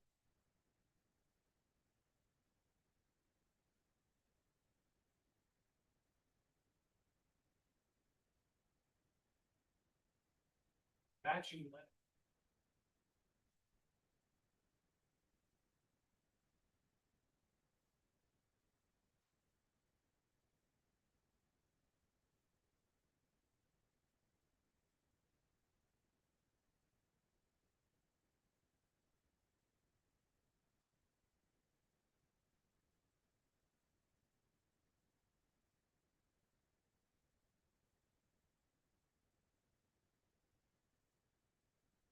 Turned out. Finally, I'm hopeful that, I don't know when, because it was.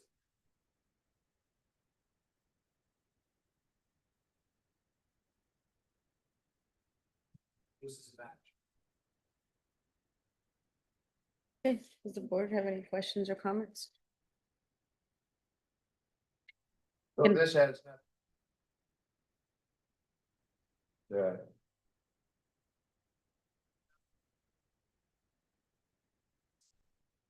Just apply.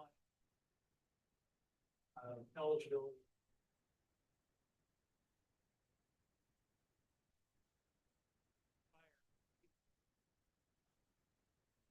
Board had to go off.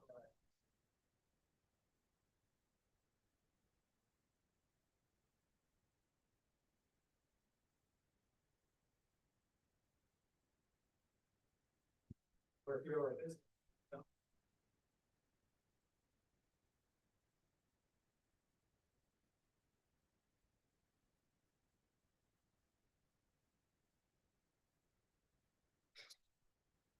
Does the board have any more questions or comments? Can I get a motion to adopt the resolution number 25-26-09? Can I get a second?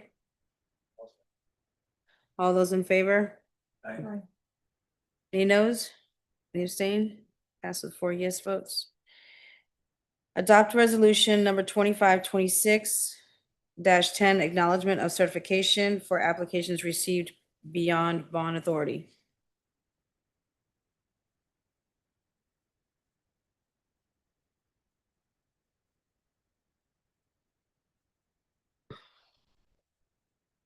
Okay, does the board have any questions? Can I get a motion to adopt number 25-26-10? Can I get a second? All those in favor? Aye. Any noes? Any abstain? Pass with 4 yes votes. We'll now move on to D, which is adopt resolution number 25-26-11, acknowledgement of 5-year facilities master plan certifications for school facilities program applications. This is certifying.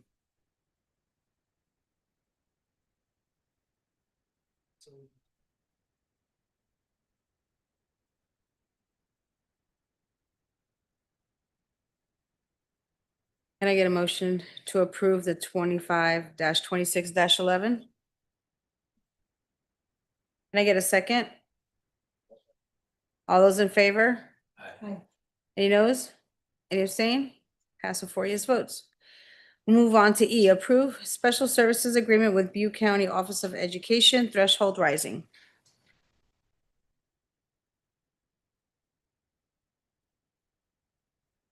It says it's recommended that the agreement for special services with BCOE has approved. Yeah, The that's contract? Vince.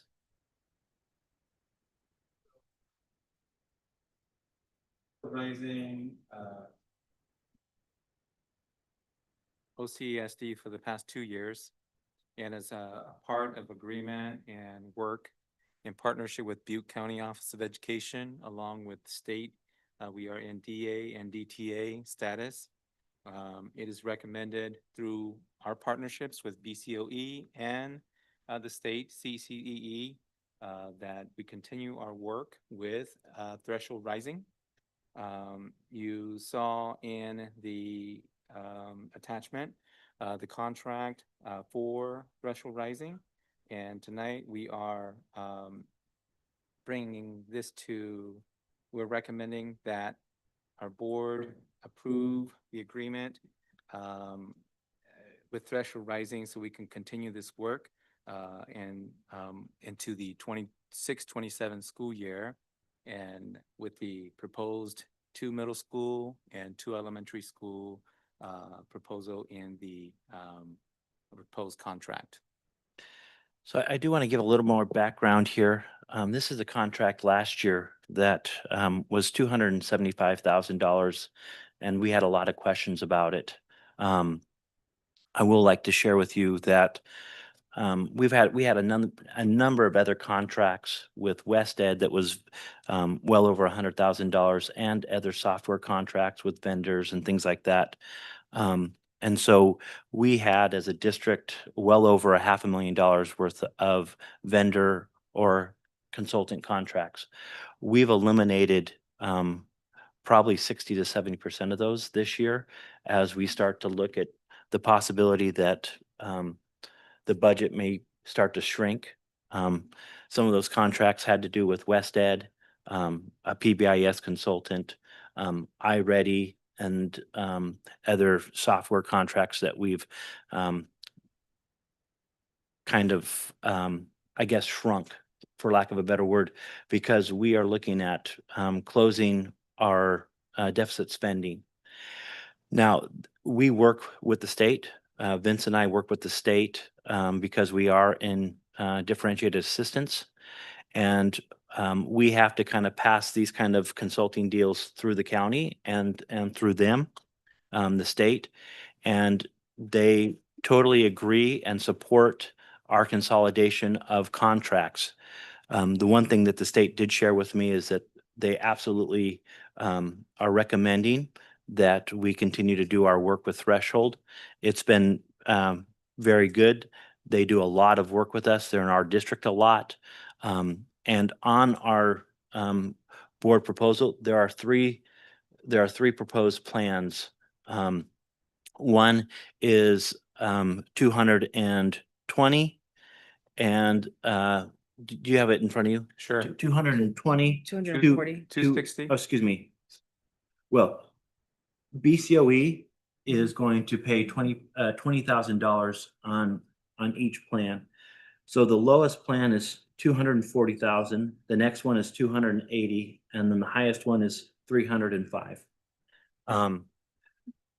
So tonight, I'm bringing this forward to you saying, yes, we want to continue to this work. We need to continue this work. But it's really up to the board about which one you would like to go with. There is a recommended one that's in the middle, and on the board agenda, it kind of shows you all the different offerings each of the three bids offer us. So I do want to also share that at our last threshold meeting with our principals and our administrators, there was a survey that was conducted regarding the need and the support that each one of these sites would like to see. And the survey had been shared with us, and looks like the 2 middle schools and 2 elementary schools are the focus, but we are recommending the middle option, which is on top. The middle option includes everything there, but it lists out 3 schools, 2 elementary school, 1 middle school.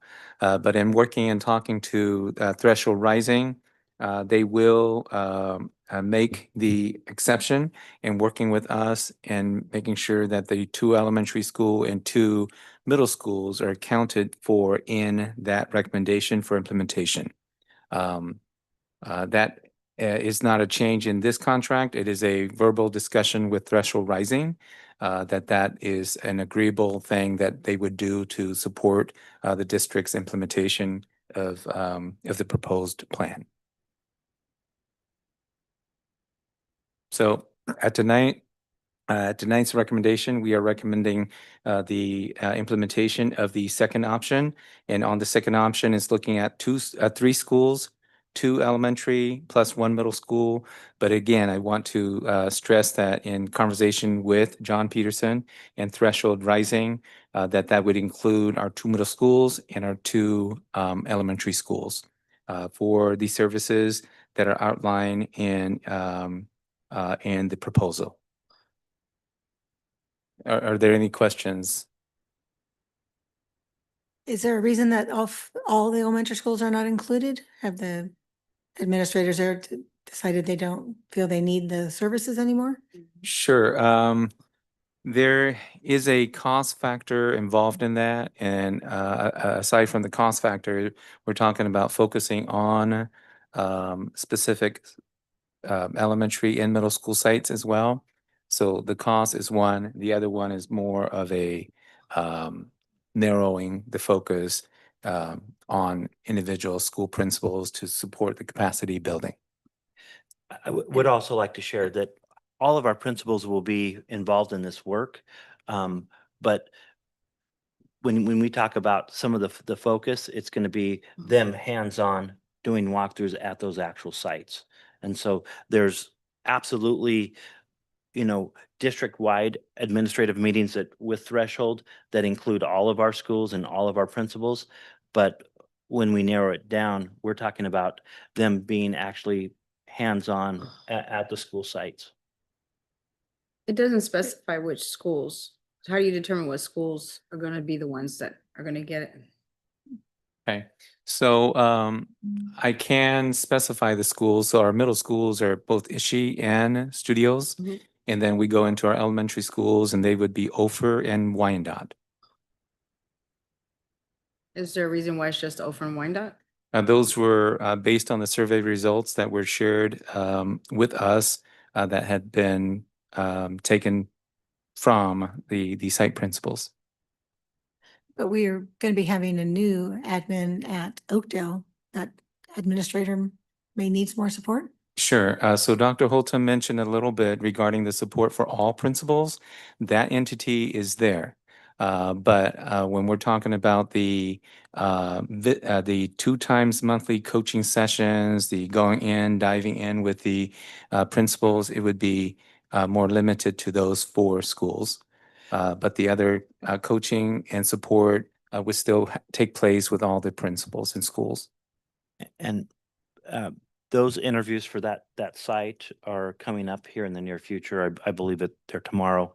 And as we size up whoever gets that position and their needs, they will be getting, a lot of, depending on their needs and who it is, lots of supports. And again, with Threshold, we absolutely, when we adopt this contract and feel like there's, we need to work with them and maybe address more attention towards one school versus another, they're very flexible on that. So they could start with one school, but then if they see that another school needs more help, they can switch over to the They other could school. pivot, yes. And are we considering this just for another, I know this contract is just for another school year, but do we see ourselves continuing this? This is our 3rd year with them, correct? Yes, this will be our 3rd year going with them, but I see more of a transitioning, phasing out plan instead of continuing on with this. So somewhere in the middle of the school year, my thoughts is to look at a transition plan. And the goal is to get out of DA, get out of DTA. And we're looking forward to great gains in our assessment data in our dashboard. So that's going to help us. But again, there's a lot of factors that that's involved in all of this. So the plan is to transition to where they're not going to need to be here to support our district. And to go dig a little bit deeper, it is a 1-year contract. We are working very hard with the state and the county. And a lot of this is predicated on our year-to-year scores. Last year, as you remember, we had a lot of indicators, a lot of areas of improvement, and we've got to just continue that improvement to exit, differentiated assistance through the state. And right now, like I've shared in recent months, we're trending very well in a lot of areas, especially in areas of chronic absenteeism, suspension, and the other indicators will be coming out here in the next several weeks as we start to get state assessment scores back. Okay. Does the board have any other questions or comments? Okay, can I get a motion to approve this special services agreement with the Butte County of Education Threshold Rising? And if you could specify a specific plan, option 1, 2, or 3. Okay. Option 2. Option 2. Can I get a second? All those in favor? Any noes? Any abstain? I'm gonna pass with 4 yes votes. Approve props and measures contract.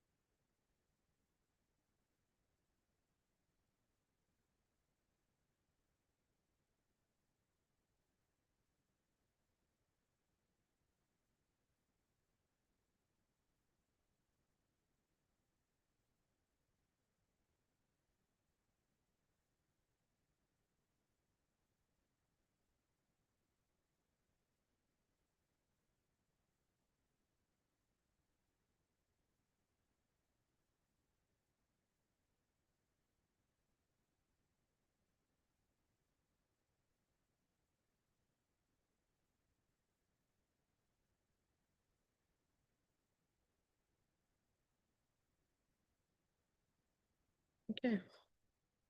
The board have any questions or comments?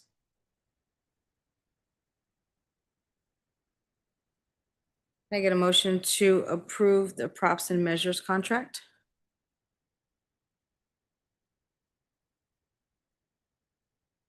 Can I get a second? All those in favor? Aye. Any noes? No. Any abstain? Pass with 3 yes votes. Okay, business and finance, approved memorandum of understanding, OCSD principals / admin retirement incentive.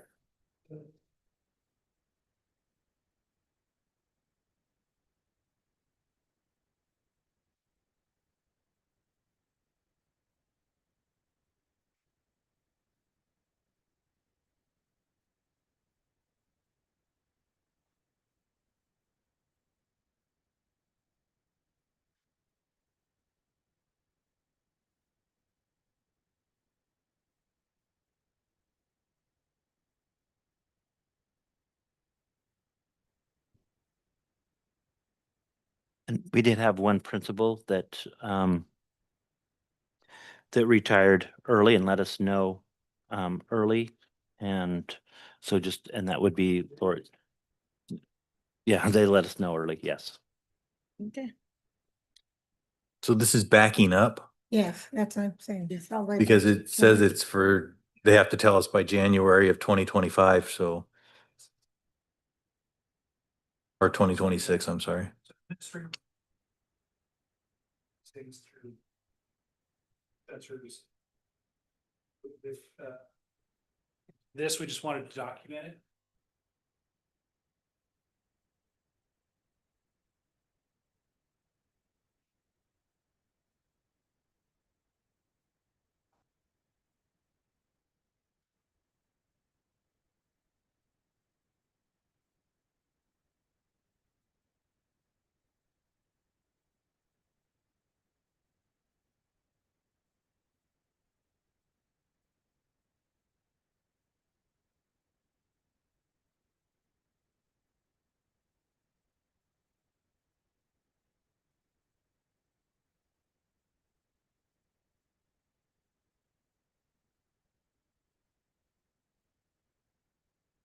Okay, does the So bo- just suggested that, I mean, next year we should just do this on time.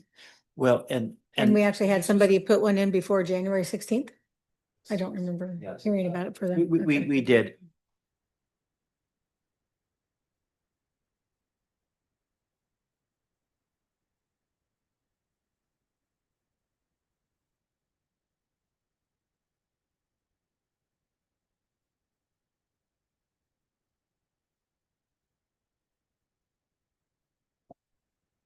So this is basically the first time we've had an MOU with them. Because last year we didn't have one. Does the board have any other questions or comments? Okay, can I get a motion to approve the memorandum of understanding for OCSD principals / admin retirement incentive? Can I get a second? Second. All those in favor? Aye. Any noes? Any abstain? Pass with 4 yes votes. Review 2026-27 fiscal year consolidated application spring data submission. Bring.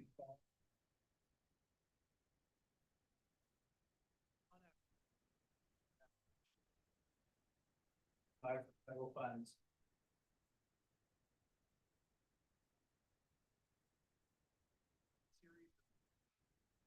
And guarantees. And I bring this to you. Okay, does the board have any questions or comments? Okay. Information. Okay. All right, thank you. Approve, next is to approve the OCSD's Proposition 28 Arts and Music and School Plan for 2025-26.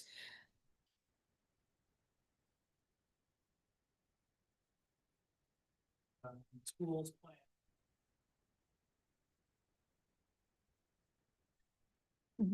This year's it's.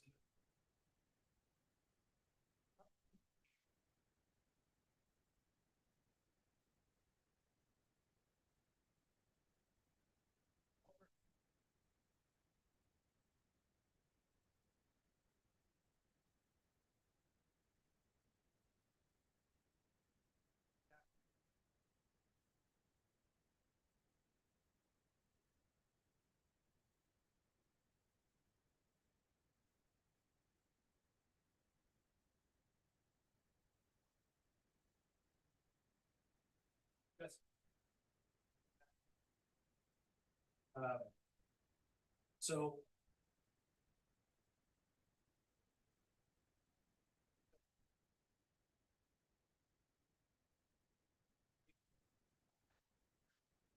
Format or template.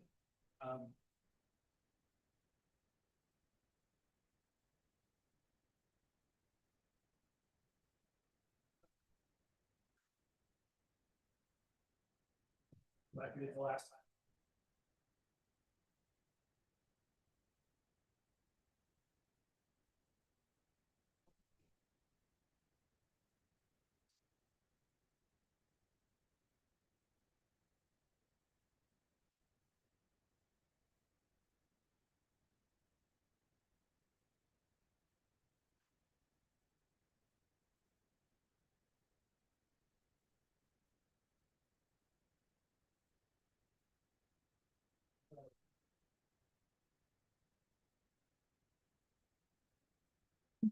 $100.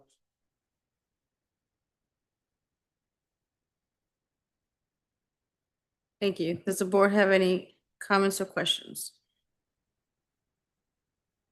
Okay, can I get a motion to approve the OCSD's Proposition 28 Arts and Music and School Plan for 2025 to 26? Make a motion to approve. Can I get a second? I'll second. All those in favor? Aye. Any noes? Any abstain? Pass with 4 yes votes.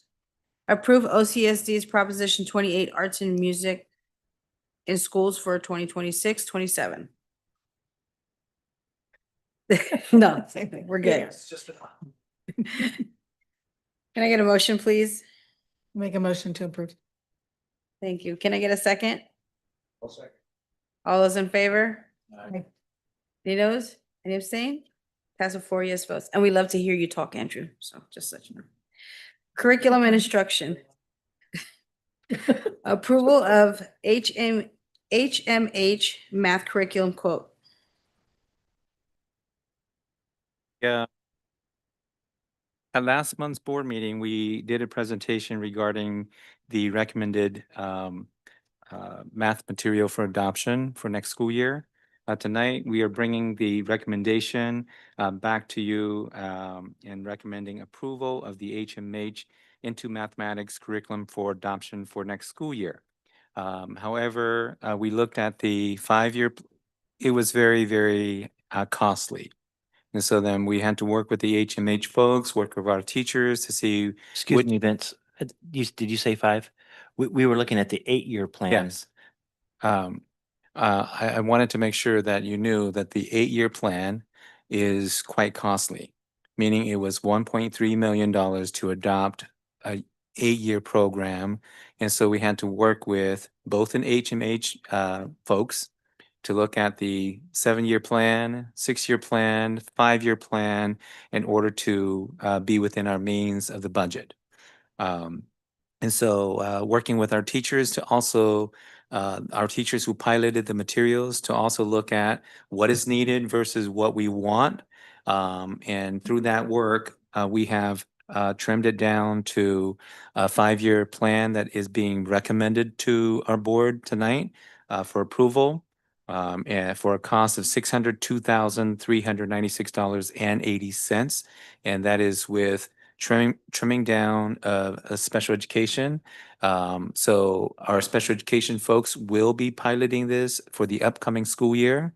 And that would also allow for our lottery funds to be coming in the next few years to recoup our lottery funds in order to use those lottery funds to adopt the next cycle of ELA materials, science materials that's needed for upcoming adoption cycles. So tonight, we are recommending to our board to approve the purchase of the HMH into mathematics curriculum to be implemented district-wide for the upcoming 2026-27 school year and for the next 5 years. So this total amount is for the next 5 years. This will be for the next 5 years.